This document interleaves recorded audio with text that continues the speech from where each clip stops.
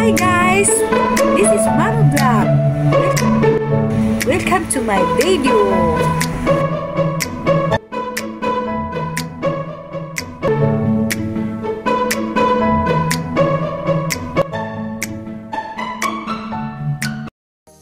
For today's video, tapos na po ang aming time sa banding time outing guys. So guys, super na-enjoy po kaming lahat. Ngayon guys, pauwi na po kami guys. At ngayon po ay hintay ang iba naming mga kasamahan guys. At wala pa po sila. At ngayon ay naka-ready na po ang so guys, ngayon guys, kapag napuno na po lahat, kumpleto na, bibiyahin na kami pabalik ng Antipolo guys. Super saya at enjoy namin sama-sama. Sobrang daming food at hindi po kami nagkulang sa food. So guys, talagang pinaghandaan po talaga ito na lahat guys. So ngayon guys, ay nagbibiyahe na po kami guys. Thank you po sa driver at thank you din po sa bus na ito.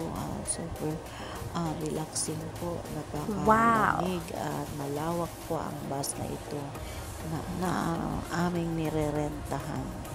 Super solid po talaga guys. So guys, ngayon guys, at nagbibiyahe na kami. Ang time po na ito guys ay 6 PM. Makakarating po kami doon ng mga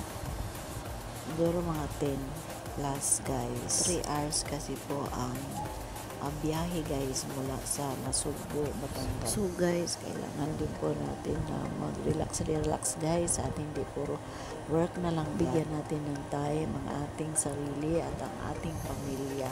Super na-enjoy po talaga po ang lahat guys. At super thank you po Lord sa pag-ingat po sa aming lahat at sa pagpunta doon. At ngayon po ay pabalik na.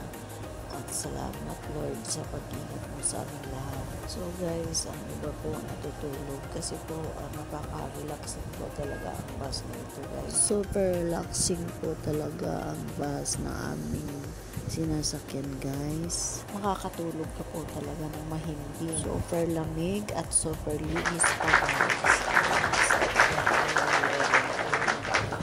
Thank you po talaga sa driver at sa may-ari ng bus na ito guys. Super solid guys. So guys, nagbibiyahe pa rin po kami guys. Thank you for watching. God bless.